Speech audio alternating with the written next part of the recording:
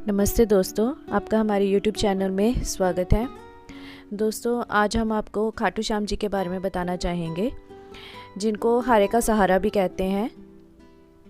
तो खाटू श्याम जी कैसे खाटू श्याम भगवान बने, तो उसकी कथा हम आज आपको बताना चाहेंगे।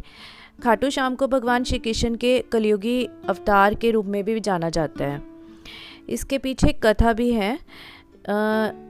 राजस्थान के सीकर जिले में इनका एक भव्य मंदिर स्थित है, जहां हर साल बड़ी संख्या में श्रद्धालु आते हैं।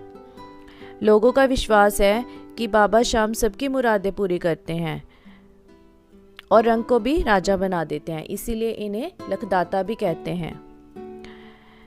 तो खाटू श्याम जी है कौन? इनका संबंध महाभारत काल से माना जाता है। यह पांडु पुत्र भीम के पुत्र थे। ऐसी कथा है कि खाटू श्याम जी की अपार शक्ति और क्षमता से प्रभावित होकर श्री कृष्ण जी ने इन्हें कलयुग में अपने नाम से पूजे जाने का वरदान दिया था। तो इनकी जो पूर्ण कथा है वो इस प्रकार है। लाक्षागृह की घटना में प्राण बचाकर वन वन भटकते पांडवों की मुलाकात हिडिंबा नाम की राक्षसी से हुई। यह भीम को पति रूप में प्राप्त करना चाहती थी। माता कुंती की आज्ञा से भीम और हिडिंबा का विवाह हुआ, जिससे घटोत्कच का जन्म हुआ। घटोत्कच का पुत्र हुआ बर्बरीक, जो अपने पिता से भी शक्तिशाली और मायावी था। बर्बरीक देवी का उपासक था।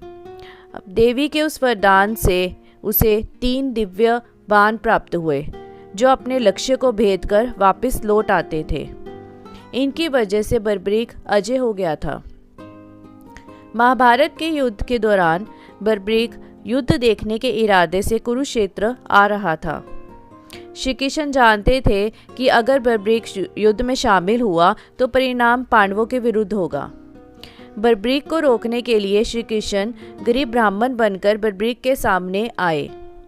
अनजान बनते हुए श्री कृष्ण ने बर्बरीक से पूछा कि तुम कौन हो और कुरुक्षेत्र क्यों जा रहे हो? जवाब में बर्बरीक ने बताया कि वह एक दानी योद्धा है, जो अपने एक बाण से ही महाभारत युद्ध का निर्णय कर सकता है। श्री कृष्ण ने उसकी परीक्षा लेनी चाहिए, तो उसने एक बाण चलाया, जिससे पीपल के पेड़ के सारे पत्तों में छेद हो गया। एक पत्ता श्री कृष्ण के पैर के नीचे था, इसलिए बाण पैर के ऊपर ठहर गया। श्री कृष्ण बर्बरीक की क्षमता से हैरान थे और किसी भी तरह से उसे युद्ध में भाग लेने से रोकना चाहते थे।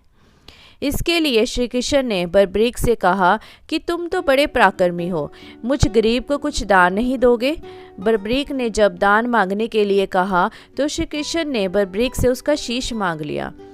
अब बर्बरीक ने अपनी माँ से वादा किया था कि वो जो भी रास्ते में जो भी कोई कुछ भी मांगेगा उसे वो दे देंगे। तो इसलिए बर्बरीक समझ भी गए थे कि यह ब्राह्मण नहीं कोई और है, और वास्तविक परिचय देने के लिए उन्होंने उनसे आग्रह किया। श्री कृष्ण ने अपना वास्तविक परिचय दिया तो बर्बरीक ने खुशी खुशी शीश दान देना स्वीकार कर लिया। रात भर भजन पूजन कर फाल्गुन शुक्ल द्वादशी को स्नान पूजा करके बर्बरीक ने अपने हाथ से अपना शीश श्री कृष्ण को दान दे दिया। शीश दान से पहले बर्बरीक ने श्री कृष्ण से युद्ध देखने की इच्छा जताई थी, इसलिए श्री कृष्ण ने बर्बरीक के कटे शीश को युद्ध अवलोकन के लिए एक ऊंचे स्थान पर स्थापित कर दिया।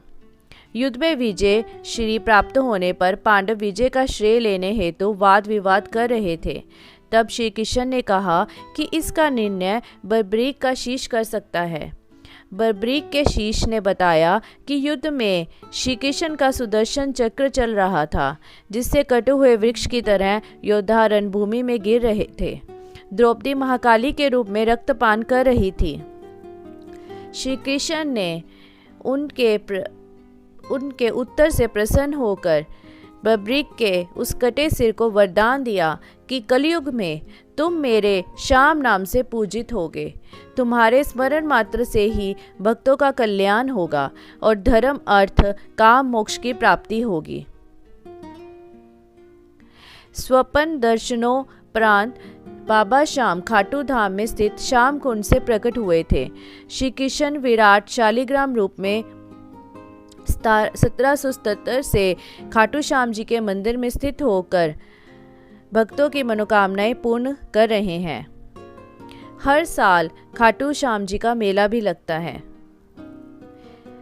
खाटू श्याम जी के बहुत सारे चमत्कार वहाँ पे घटित हुए हैं। भक्तों की इस मंदिर में इतनी आस्था है कि वह अपने सुखों का श्रेय उन्हीं को देते हैं। भक्त बताते हैं कि बाबा खाटू श्याम सभी की मुरादें पूरी करते हैं। खाटू धाम में आस लगाने वालों की झोली बाबा खाली नहीं रखते। तो ये थी बाबा खाटू श्याम जी की कथा। आप भी इस कथा को सुनने के बाद खाटू धाम जी जाएं और उनके दर्शन पाएं। तो हमारी प्रार्थना है खाटू बाबा से कि वो आपकी सब मनोकामना को पूर्ण करें। धन्यवाद।